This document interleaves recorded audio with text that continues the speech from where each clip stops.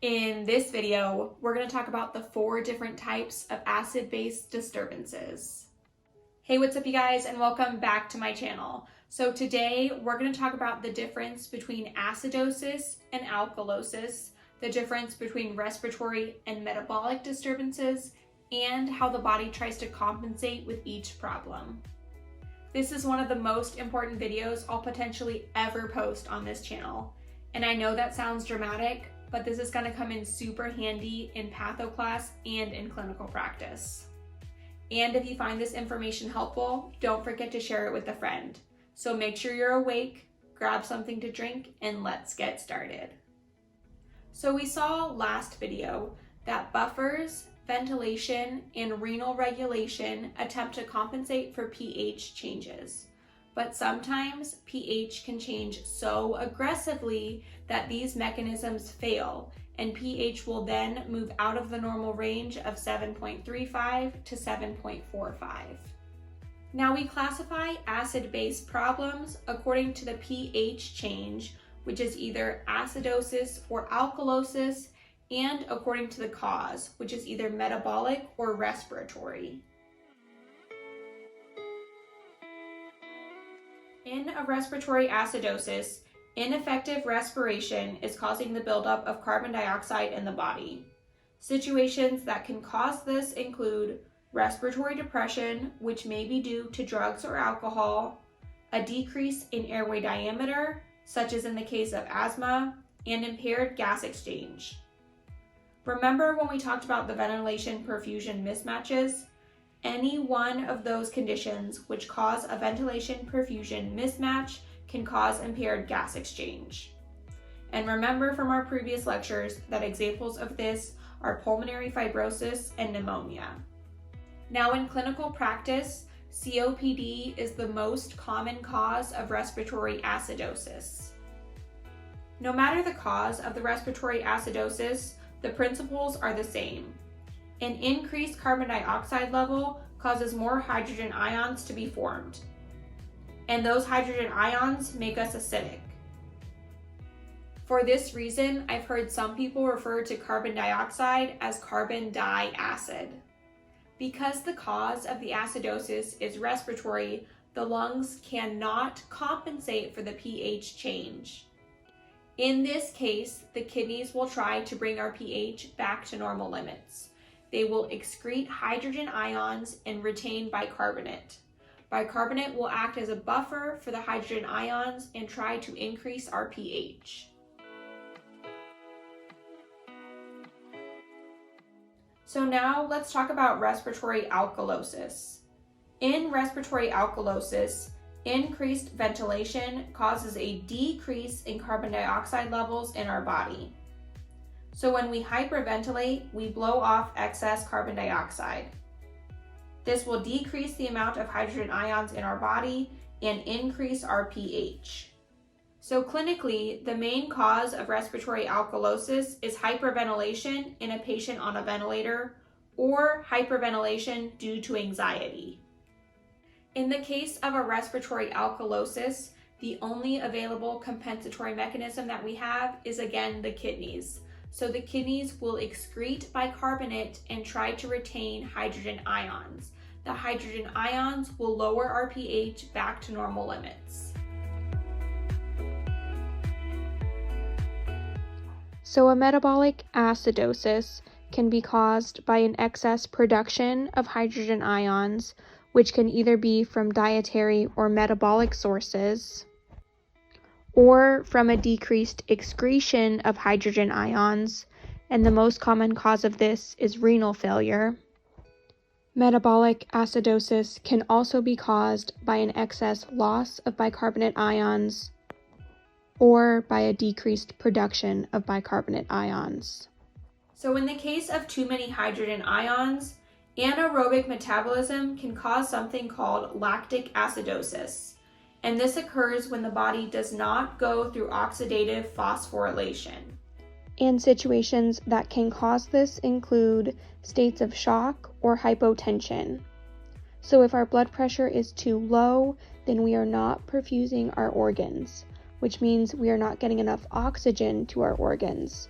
And if we don't get enough oxygen to our tissues, then we cannot go through aerobic metabolism, and we have to shift to anaerobic. An excess amount of hydrogen ions can also be produced by ketoacidosis. And ketoacidosis occurs from the breakdown of too many fats and amino acids. It can be caused by certain low-carb diets or, more commonly, by type 1 diabetes, when the body isn't able to use glucose and must break down fat and protein instead.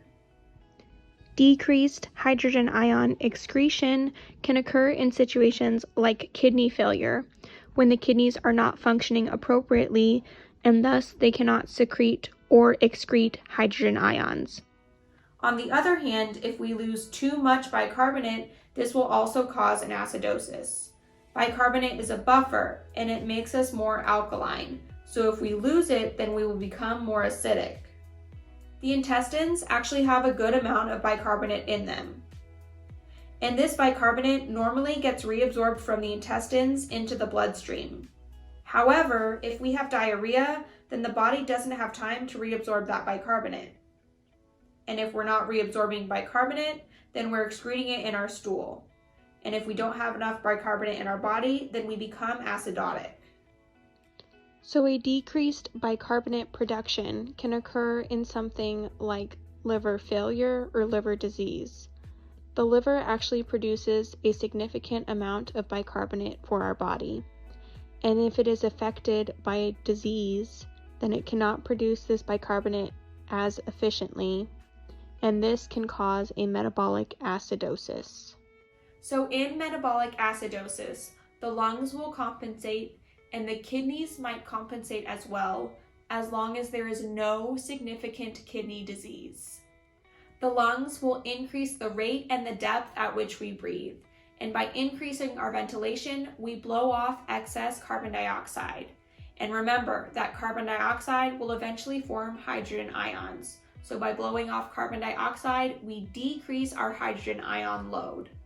And the lungs will compensate for acidosis almost immediately. The kidneys, on the other hand, will excrete hydrogen ions and retain bicarbonate ions. This will decrease our hydrogen ion load and buffer the acid in our body, which will raise our pH. Renal compensation, however, takes multiple days to become effective, so we will not see this in acute acid-base disturbances. And this is important when we start to talk about ABGs.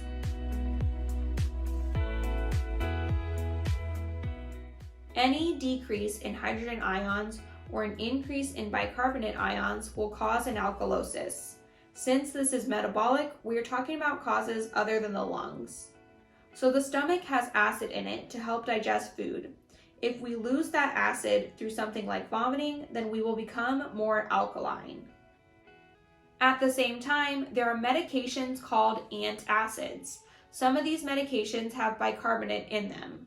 By ingesting these medications, we increase our bicarbonate concentration and raise our pH. So as far as compensation goes, we again have two avenues, respiratory and renal, as long as there is not significant renal disease. Respiratory compensation is quick.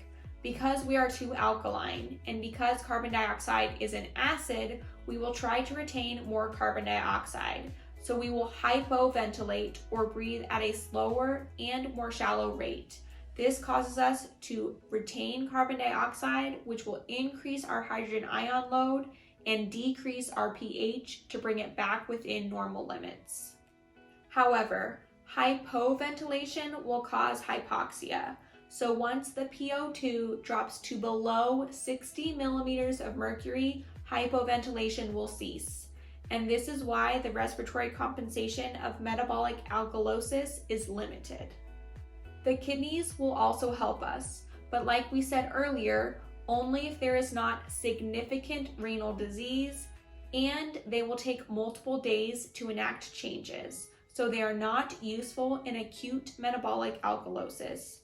Over days, they will retain hydrogen ions and excrete bicarbonate ions, but this will not happen immediately. And this is another gold star topic. and it's important when we start to talk about ABGs and compensatory mechanisms of acid-base disturbances. Hey guys, welcome back. Look at all the information you just learned. You're well on your way to understanding ABGs. If you missed my acid-base physiology video, I'll link it here. And if you got value out of this video, then tap the like button. Subscribe for more content and so you don't miss my ABG video posting soon. See you guys next week.